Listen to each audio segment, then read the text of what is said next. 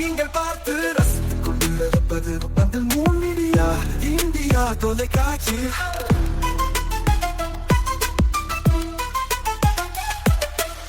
நீங்கள் பார்த்து ரசித்துக் கொண்டிருப்பது உங்கள் மீடியா இந்தியா தொலைக்காட்சி. நீங்கள் பார்த்து ரசித்துக் கொண்டிருப்பது உங்கள் மீடியா இந்தியா தொலைக்காட்சி. நீங்கள் பார்த்து ரசித்துக் கொண்டிருப்பது உங்கள் மீடியா இந்தியா தொலைக்காட்சி.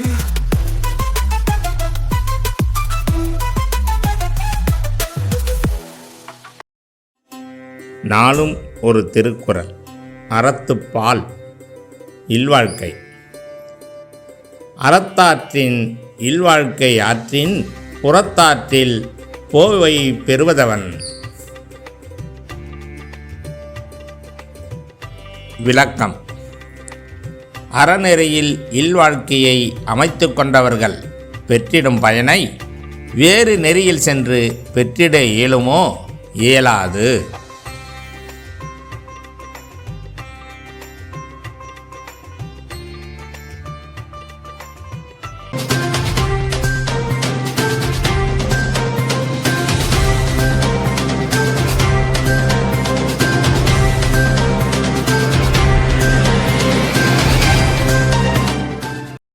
வணக்கம். இன்றைய முக்கிய செய்திகள்.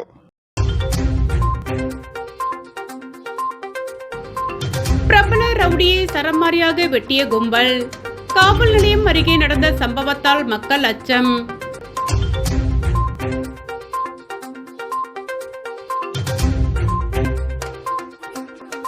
நகர பகுதியில் அகற்றப்படாமல் உள்ள குப்பைகள். உள்ளாட்சித்துறையை முற்றுகையிட்டு எம்எல்ஏ போராட்டம்.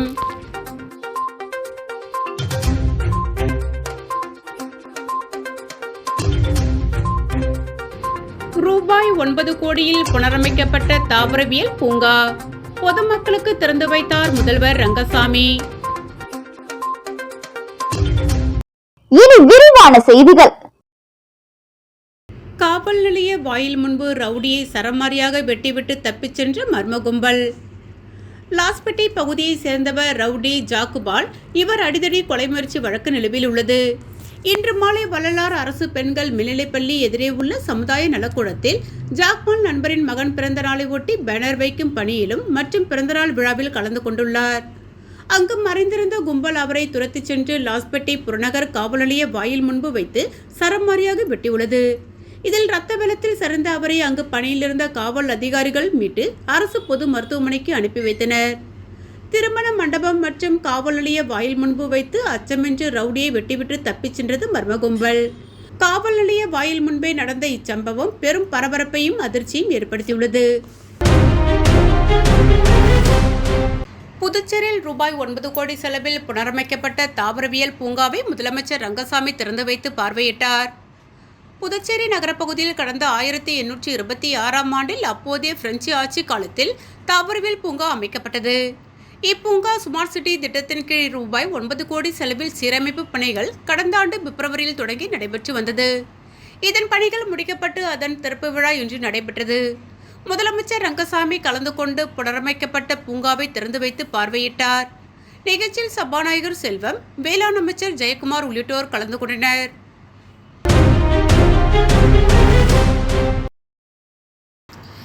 நேரு எம்எல்ஏ தலைமையில் உள்ளாட்சித்துறை முற்றுகையிட்டு போராட்டம். புதுச்சேரி உருளையன்பேட்டை தொகுதிக்குட்பட்ட பகுதியில் கடந்த 20ஆம் தேதி தீபாவளி பண்டிகை முதல் சரிவர குப்பைகள் எடுக்காததால் உருளையன்பேட்டை தொகுதி முழுவதும் ஆங்காங்கே குப்பை கிடங்காக தேங்கியுள்ளது. இதனால் பல்வேறு தொற்று நோய்கள் பரவும் அபாயம் உள்ளது.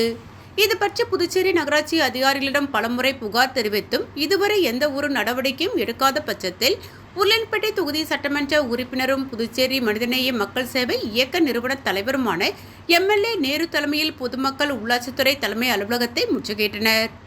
மேலும் உருளையன்பேட்டை தொகுதியில் சரிவர குப்பை எடுக்காததை குறித்து கோஷங்கள் எழுப்பப்பட்டது. அரியாங்குப்பம் கொம்புயூன் நிர்வாகத்தை கண்டித்து திமுகவினர் கண்டன ஆர்ப்பாட்டம் நடத்தினர். புதுச்சேரி மாநிலம் அரியாங்குப்பம் தொகுதியில் அடிப்படை வசதிகள் செய்து தராத புதுச்சேரி அரசையும் கொம்புயின் பஞ்சாயத்து நிர்வாகத்தையும் கண்டித்து அரியாங்குப்பம் தொகுதி திமுக சார்பில் நடைபெற்ற கண்டன ஆர்ப்பாட்டத்தில் எதிர்க்கட்சித் தலைவர் சிவா கலந்து கொண்டு கண்டன உரையாற்றினார். அரியாங்குப்பம் தொகுதிக்குட்பட்ட காக்கையாந்தோப்பு, பவானி நகர், சுப்புலட்சுமி நகர், சுறாமி குடியிருப்பு ஆகிய பகுதிகளில் கழிவுநீர் வாய்க்கால் கட்டப்படாமல் கழிவுநீர் உள்ளதால் சாலையில் கழிவுநீர் தேங்கி சுகாதார சீர்கேடு ஏற்பட்டுள்ளது. 2008ஆம் ஆண்டு ஒப்படைக்கப்பட்ட சுனாமி குடியிருப்பில் போதிய அடிப்படை வசதிகள் செய்து தரப்படாதது, அரியாங்குப்பம் மேற்கு பகுதியில் உள்ள சொர்ணா நகர், சௌபாக்கியா கார்டன் பகுதியில் சாலை அமைக்க பூமி பூஜை போட்டு 2 ஆண்டுகள் ஆகியும் சாலை வசதி ஏற்படுத்தாமல் இருப்பது, வீராம்பட்டினம் சந்திப்பிலிருந்து சின்ன வீராம்பட்டினம் செல்லும் சாலையில் 1 கிலோமீட்டர் தூரம் போட வேண்டிய பக்க வாய்க்கால் முழுமை பெறாமல் இருப்பது உள்ளிட்ட பணிகளை செய்து கொடுக்காமல் அலட்சிய போக்குடன் செயல்படும் புதுச்சேரி அரசை கண்டித்தும், மலைப்போல் குவிந்துள்ள குப்பைகளை அகற்ற போதிய நடவடிக்கை எடுக்காமலும், பொதுமக்களை அச்சுறுத்தும் தெருநாய்கள் மற்றும் சாலையில் சுற்றித் திரியும் ஆடு மாடுகளை கட்டுப்படுத்த தவறிய கொம்புயின் பஞ்சாயத்து நிர்வாகத்தை கண்டித்தும் அரியாங்குப்பம் தொகுதி திமுக சார்பில் கண்டன ஆர்ப்பாட்டம் இன்று காலை நடைபெற்றது. அரியாங்குப்பம் பிரம்மன் சிலை அருகில் நடைபெற்ற கண்டன ஆர்ப்பாட்டத்திற்கு திமுக பொதுக்குழு உறுப்பினர் சக்திவேல் தலைமை வகித்தார். தொகுதி செயலாளர் சீதாராமன் முன்னிலை வகித்தார். இதில் திமுக மாநில அமைப்பாளரும் சட்டமன்ற எதிர்க்கட்சி தலைவருமான சிவா அவர்கள் கலந்து கொண்டு கண்டன உரையாற்றினார். இந்த ஆர்ப்பாட்டத்தில் அரியாங்குப்பம் தொகுதியில் அடிப்படை வசதிகள் செய்து தராத புதுச்சேரி அரசையும் கொம்புயின் பஞ்சாயத்து நிர்வாகத்தையும் கண்டித்து கோஷம் எழுப்பப்பட்டது. இதில் திமுக பொதுக்குழு உறுப்பினர்கள் வேலன், கோபாலகிருஷ்ணன், சுற்றுச்சூழல் அணித்தலைவர் பன்னீர்செல்வம், மீனவர் அணித்தலைவர் ரமேஷ், மாநில பிரதிநிதி தினகராசு, இலக்கிய அணி துணை அமைப்பாளர்கள் கலிவரதன், ஜபருல்லா, சிறுபான்மை அணி லியாகத் அலி, தகவல் தொழில்நுட்ப அணி பாலபாரதி, தொகுதி நிர்வாகிகள் பெருமாள், ஜீவானந்தம், ராஜேந்திரன், இளைஞரணி ரமணா, மணிபாரதி, லோகநாதன், ராஜேந்திரன், அஜிபாஷா, மாணவர் அணி வினோத், ரமேஷ், சேட்டு மற்றும் பொதுமக்கள் பலரும் பங்கேற்றனர்.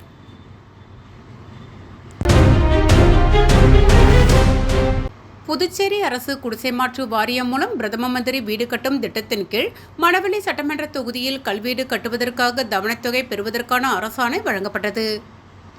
புதுச்சேரி அரசு குடிசைமாற்று வாரியம் மூலம் பிரதம மந்திரி வீடு கட்டும் திட்டத்தின் கீழ் மணவெளி சட்டமன்ற தொகுதியில் கல்வீடு கட்டுவதற்காக 15 நபர்களுக்கு ரூபாய் 11.70 லட்சம் நிதி உதவிக்கான அரசாணைகளை சட்டப்பேரவைத் தலைவர் செல்வம் வழங்கினார்.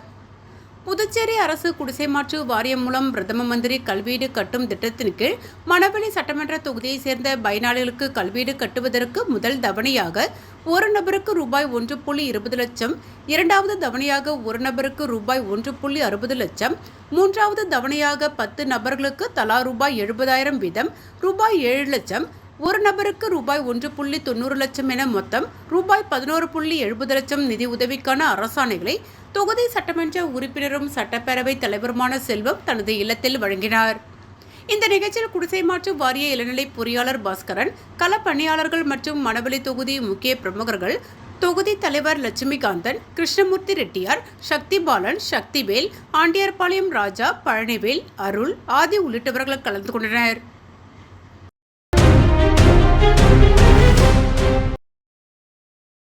புதுச்சேரி யூனியன் ஆட்சிப்பரப்பை சேர்ந்த 5 நபர்களுக்கு மத்திய அரசின் பிரதான் மந்திரி மீன்வள மேம்பாட்டு திட்டம் ஆழ்கடல் மீன்பிடி படகுகள் 60% மானியத்தில் நிவாரணம் வழங்குதல் மற்றும் புதுச்சேரி பகுதியைச் சேர்ந்த வெளிப்புறம் இயந்திரம் பொருத்திய பதிவு பெற்ற FRP படகுகளுக்கு டீசல் மானியம் முதல் முறையாக வழங்குதல் நிகழ்ச்சி நடைபெற்றது.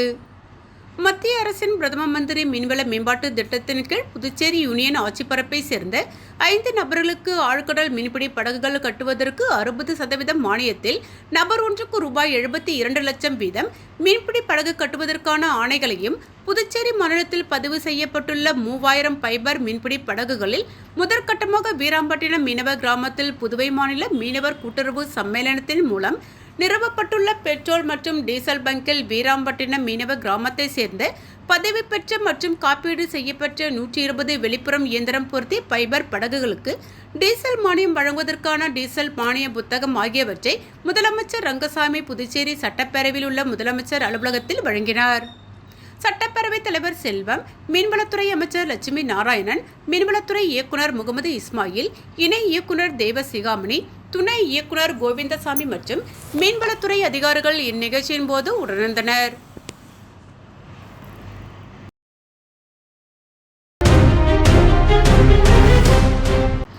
இன்டஸ் டவர்ஸ் லிமிடெட் சென்னை மற்றும் என்ஐஐடி அறக்கட்டளை சென்னை ஆகியவை இணைந்து பெருநிறுவன சமூக பொறுப்பு நிதி வழங்கும் திட்டத்தின் கீழ் புதுச்சேரியில் உள்ள 10 அரசு பள்ளிகளில் திறன்மிகு வகுப்பறைகளை ஸ்மார்ட் கிளாஸ் ரூம்ஸ் உருவாக்குவதற்கான திட்டத்தினை முதலமைச்சர் ரங்கசாமி சட்டப்பேரவையில் உள்ள முதலமைச்சர் அலுவலகத்தில் இருந்தவாறு தொடங்கி வைத்தார். இத்திட்டத்தின் கீழ் 10 அரசு பள்ளிகளுக்கு மாணவர்களின் டிஜிட்டல் திறனை மேம்படுத்துவதற்கான உபகரணங்களான computer, printer, LED, smart TV, web camera, computer மேசை மற்றும் நாற்காலி மற்றும் ஒயிட் போர்டு போன்றவைகள் வழங்கப்பட்டன. மேலும் 10 பள்ளிகளின் தலைமை ஆசிரியர்களிடம் திறன்மிகு வகுப்பறைகளுக்கான சான்றிதழ்களையும் மாணவர்களுக்கு புத்தகங்களையும் முதலமைச்சர் ரங்கசாமி வழங்கினார். இந்த திறன்மிகு வகுப்பறைகளின் மூலம் புதுச்சேரியில் உள்ள 10 அரசு பள்ளிகளில் டிஜிட்டல் கல்வி மேம்படுத்தப்படுவதோடு 844க்கும் மேற்பட்ட மாணவர்களுக்கு டிஜிட்டல் எழுத்தறிவை மேம்படுத்துவதையும் நோக்கமாக கொண்டுள்ளது. தொழில்நுட்பத்தை ஒருங்கிணைப்பதன் மூலம் கல்வி கற்றல் நடைமுறைகளை நவீனமயமாக்குவதற்கான உடனடி தேவையை நிவர்த்தி செய்யும் ஒரு புதுமையான முயற்சியே ஸ்மார்ட் வகுப்பறை திட்டமாகும். இந்த முயற்சிகள் வகுப்பறைகளை டிஜிட்டல் உள்கட்டமைப்புடன் கல்வியாளர்கள் மற்றும் மாணவர்களுக்கு பயிற்சி அளிப்பதையும் நோக்கமாக கொண்டுள்ளன. ஸ்மார்ட் வகுப்பறைகள் மூலம் கற்றலுக்கு எல்லைகள் இல்லாத எதிர்காலத்தில் குழந்தைகள் அடியெடுத்து வைக்கின்றனர். இந்த முயற்சி தொழில்நுட்பத்தின் சக்தியை நமது வகுப்பறைகளுக்கு கொண்டு வருகிறது. ஒவ்வொரு மாணவரிடமும் ஆர்வத்தையும் நம்பிக்கையும் தூண்டுகிறது. மேலும் அனைவருக்கும் உள்ளடக்கிய தரமான கல்விக்கான புதுச்சேரி அரசின் உறுதிப்பாட்டை மீண்டும் உறுதிப்படுத்துகிறது. சட்டப்பேரவைத் தலைவர் செல்வம், பொதுப்பணித்துறை அமைச்சர் லட்சுமி நாராயணன், வேளாண் அமைச்சர் ஜெயக்குமார், சட்டமன்ற உறுப்பினர் கல்யாண சுந்தரம், சமக்ர சிக்ஷாவின் மாநில திட்ட இயக்குனர் எழில் கல்பனா, இண்டஸ் டவர்ஸ் நிறுவனத்தின் தமிழ்நாடு மற்றும் கேரள மாநிலங்களின் தலைமை செயல் அதிகாரி ஷர்விந்தர் பால் சிங் தலைமை, கல்வி அதிகாரி குலசேகரன் மற்றும் அதிகாரிகள் பலரும் இந்நிகழ்ச்சியில் கலந்து கொண்டனர்.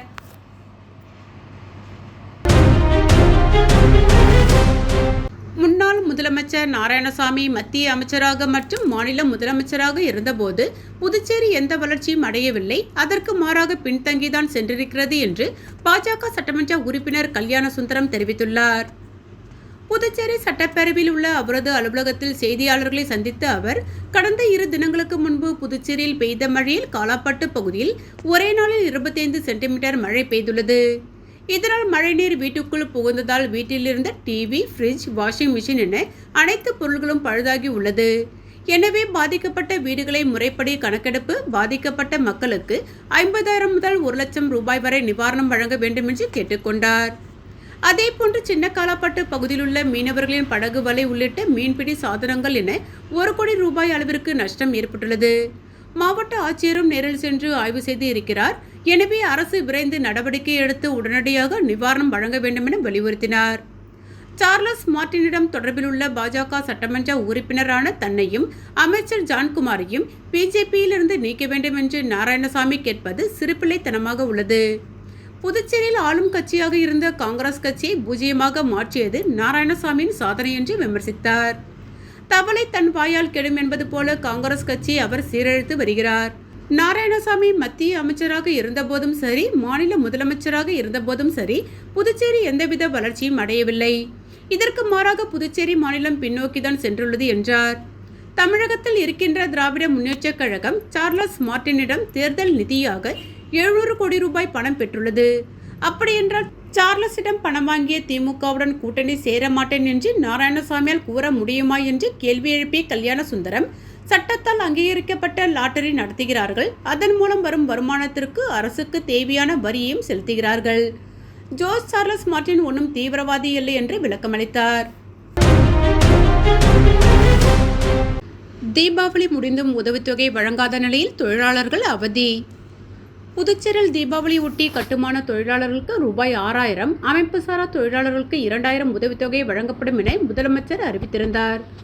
அதன்படி கட்டுமான தொழிலாளர்களின் வங்கிக் கணக்கில் இத்தொகை விநியோகம் செய்யப்பட்டு வருகிறது. ஆனால் 68 வயதை கடந்த கட்டுமான தொழிலாளர்களுக்கு உதவித்தொகை வழங்க ஒப்புதல் அளிக்காத நிலையில் பாதிக்கப்பட்டவர்கள் போராட்டங்களில் ஈடுபட்டனர். இதனை அடுத்து பேச்சுவார்த்தை நடத்திய முதல்வர் அவர்களுக்கு உதவித்தொகை வழங்க நடவடிக்கை எடுக்கப்படும் என கூறியிருந்தார். மொத்தமுள்ள 40,000 கட்டுமான தொழிலாளர்களுக்கு 9,000 பேர் மட்டுமே 60 வயதை கடந்தவர்கள் என்பதால் அவர்கள் தீபாவளி பண்டிகை முடிந்த நிலையில் தட்டாஞ்சாவடியில் உள்ள கட்டுமான தொழிலாளர்கள் நல வாரியத்தில் நீண்ட வரிசையில் காத்திருந்து உரிய ஆவணங்களை சமர்ப்பித்து பெயர்களை பதிவு செய்தனர். அதாவது ஆதார் நலவாரிய அட்டை நகல்கள் ஒவ்வொருவரும் நேரில் வந்து சமர்ப்பித்துள்ள நிலையில் அவர்களுக்கு விரைவில் தீர்வாய் உதவித்தொகை வழங்கப்படலாம் என தெரிகிறது. கடந்த ஆண்டுகளில் இறந்தவர்களின் பெயரிலும் இத்தொகை வழங்கப்பட்டதாக எழுந்த புகாரின் அடிப்படையில் இந்த நடவடிக்கை எடுக்கப்பட்டதாக தெரிகிறது. இதனிடையே கட்டுமான தொழிலாளர்களுக்கு மாத ஓய்வூதியம் வழங்கப்படாத நிலையில் பண்டிகை கால உதவித்தொகை உடனே வழங்க வேண்டும் என AITUC உள்ளிட்ட தொழிற்சங்கங்கள் அரசை தொடர்ந்து வலியுறுத்தி வருகின்றனர். இதேபோல் அமைப்பு சாரா தொழிலாளர்களுக்கு 2000 உதவித்தொகை விரைந்து வழங்க கோரிக்கை வைத்தனர். புதுச்சேரி சுகாதாரத்துறை தொழுநோய் உதவி இயக்குநரகம் சார்பில் உலக அயோடின் குறைபாடு தினம் விழிப்புணர்வு பேரணியை சுகாதாரத்துறை இயக்குநர் செவ்வேல் துவக்கி வைத்தார். இதில் 100க்கும் மேற்பட்ட செவிலிய மாணவ மாணவிகள் கலந்து கொண்டு பேரணியாக சென்று விழிப்புணர்வு ஏற்படுத்தினர். புதுச்சேரி சுகாதாரத்துறை தொழுநோய் உதவி இயக்குநர் அலுவலகத்தின் சார்பில் ஒவ்வொரு ஆண்டும் அக்டோபர் 21ஆம் தேதி உலக அயோடின் குறைபாடு தினம் கடைபிடிக்கப்படுகிறது. அந்த வகையில் இந்த ஆண்டும் உலக அயோடின் குறைபாடு தினத்தை முன்னிட்டு பொதுமக்களுக்கு அயோடின் குறைபாட்டால் ஏற்படக்கூடிய பாதிப்புகள் குறித்து விழிப்புணர்வு ஏற்படுத்தும் வகையிலும் அயோடின் பயன்பாட்டின் அவசியம் குறித்தும் விளக்கும் நோக்கில் விழிப்புணர்வு பேரணி நடைபெற்றது. கம்பன் கலையரங்கத்தில் இருந்து தொடங்கிய பேரணிக்கு தொழுநோய் பிரிவு உதவி இயக்குனர் சிவராமன் தலைமை தாங்கினார். இதில் சிறப்பு விருந்தினராக சுகாதார இயக்குனர் செவ்வேல் கலந்து கொண்டு விழிப்புணர்வு பேரணியை கொடியசைத்து தொடங்கி வைத்தார். அண்ணா சாலை, நேரு வீதி, மிஷன் வீதி வழியாக சென்ற பேரணி இறுதியாக கடற்கரை காந்தி சிலை அருகே முடிவு பெற்றது. பேரணியில் சபரி, செவிலியர் கல்லூரி மற்றும் லாஸ்பேட்டை சமுதாய கல்லூரி மாணவ மாணவிகள் கலந்து கொண்டு அயோடின் பயன்பாட்டின் அவசியம் குறித்தும் அயோடின் குறைபாட்டால் ஏற்படும் பாதிப்புகள் குறித்தும் பதாகைகளை ஏந்தியவாறு சென்று விழிப்புணர்வு ஏற்படுத்தினர். நிகழ்ச்சி மற்றும் பேரணி ஏற்பாடுகளை சுகாதார ஆய்வாளர்கள் சேகர், வெங்கடேஸ்வரன் மற்றும் அலுவலக ஊழியர்கள் சிறப்பாக செய்திருந்தனர்.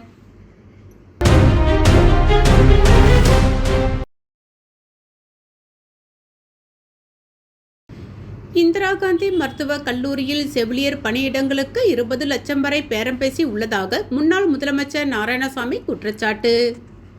புதுச்சேரி முன்னாள் முதலமைச்சர் நாராயணசாமி செய்தியாளர்களை சந்தித்தார்.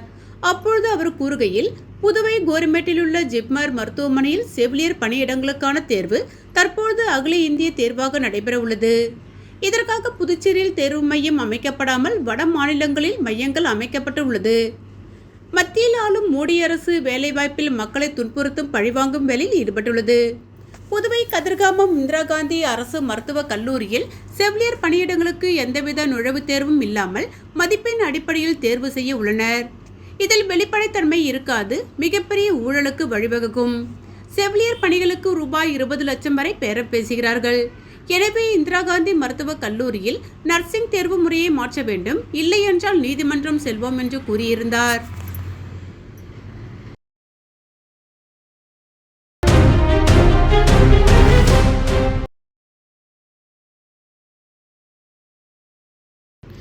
கமலா அறக்கட்டளை சார்பாக லாஸ்பேட்டை தொகுதிக்குட்பட்ட ஜீவானந்தபுரம் பகுதியில் மகளிர்களுடன் ஆலோசனை கூட்டம் சட்டமன்ற உறுப்பினர் வைத்தியநாதன் தலைமையில் நடைபெற்றது. கமலா அறக்கட்டளை சார்பாக கடந்த 15 ஆண்டுகளுக்கு மேலாக தொடர்ந்து லாஸ்பேட்டை தொகுதியில் உள்ள மகளிர்களை ஒன்றிணைத்து குழுக்களாக மாற்றி ஒவ்வொரு குழுக்கும் பல்வேறு வங்கிகளிலிருந்து கடனுதவி பெற்று தந்து அவர்களுக்கு சுயதொழில் செய்ய பல்வேறு வகையில் உதவி செய்து வருகிறது கமலா அறக்கட்டளை. அந்த வகையில் தொகுதிக்குட்பட்ட ஜீவானந்தபுரம் பகுதியில் மகளிர்களுடன் ஆலோசனை கூட்டம் கமலா அறக்கட்டளை முதன்மை செயலர் ரமா வைத்தியநாதன் தலைமையில் நடைபெற்றது. இதில் சட்டமன்ற உறுப்பினர் வைத்தியநாதன் கலந்து கொண்டு மகளிர்களுக்கு பல்வேறு ஆலோசனைகள் வழங்கினார். தொடர்ந்து புதிய மகளிர் குழுக்கள் உருவாக்கப்பட்டு அதற்கான ஆணைகளையும் வழங்கினார். மேலும் இவர்களுக்கு வங்கிக் கடன் குறித்தும் மற்றும் குழுக்களின் செயல்பாடுகள் குறித்தும் பல்வேறு ஆலோசனைகளும் வழங்கப்பட்டது. இந்நிகழ்ச்சியில் காங்கிரஸ் கட்சியை சேர்ந்த நிர்வாகிகள், கமலா அறக்கட்டளை நிர்வாகிகள், ஊர் பொதுமக்கள், அப்பகுதியை சேர்ந்த பெண்கள் என ஏராளமானோர் கலந்து கொண்டனர்.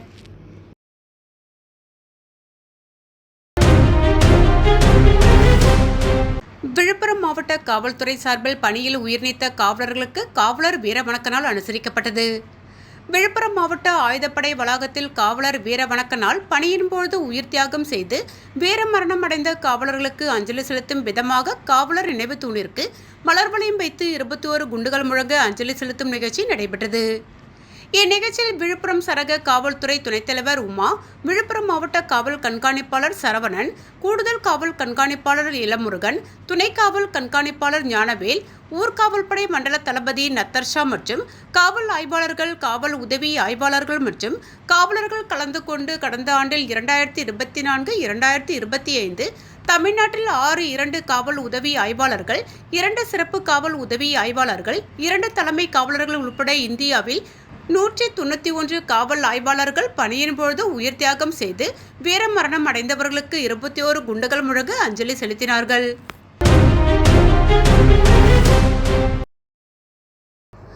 மணவெளி தொகுதிக்குட்பட்ட அபிஷேகப்பாக்கம், தேடுவார்நத்தம் உள்ளிட்ட பகுதிகளில் கடந்த சில நாட்களாக பெய்த பலத்த மழை காரணமாக சரியான வடிகால் வசதி இல்லாததாலும் வாய்க்கால்கள் தூர்வாரப்படாததாலும் ஆங்காங்கே மழைநீர் தேங்கி கழிவுநீருடன் கலந்து சுகாதார சீர்கேடு ஏற்படும் நிலைமை இருந்து வந்தது. இது பற்றி தகவல் இருந்த முன்னாள் சட்டமன்ற உறுப்பினர் அரசு குரடா அனந்தராமன் அப்போது இதில் ஆய்வு செய்து அவருடைய சொந்த செலவில் JCB இயந்திரம் மூலம் வாய்க்கால்களை தூர்வாரி வடிகால் வசதியை ஏற்படுத்தியும் மழைநீர் தேங்கியுள்ள இடங்களில் மண்ணடித்தும் பொதுமக்கள் தங்களது வீடுகளுக்கு செல்வதற்கு ஏதுவான சூழ்நிலையை உருவாக்கி கொடுத்தார். அவருக்கு அப்பகுதி மக்கள் தங்களது நன்றியை தெரிவித்துக் கொண்டனர்.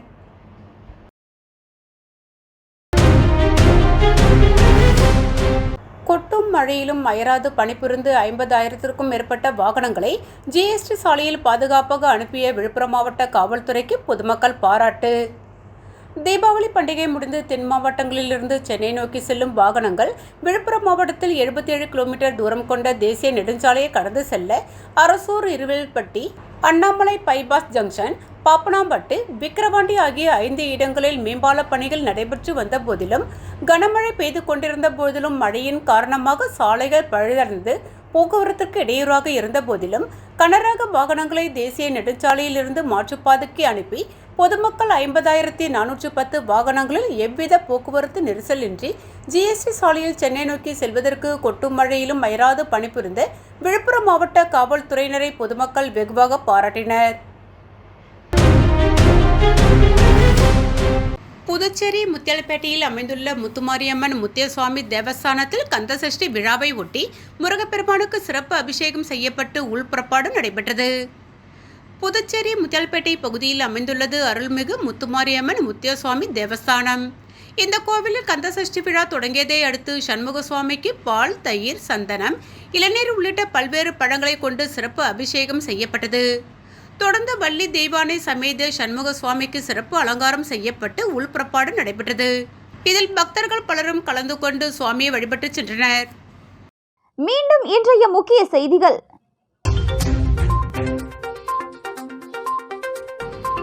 பிரபல ரவுடியை சரமாரியாக வெட்டிய கும்பல். காவல் நிலையம் அருகே நடந்த சம்பவத்தால் மக்கள் அச்சம்.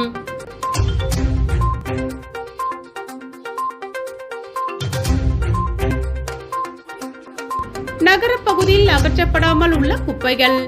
உள்ளாட்சித்துறையை முற்றுகையிட்டு MLA போராட்டம்.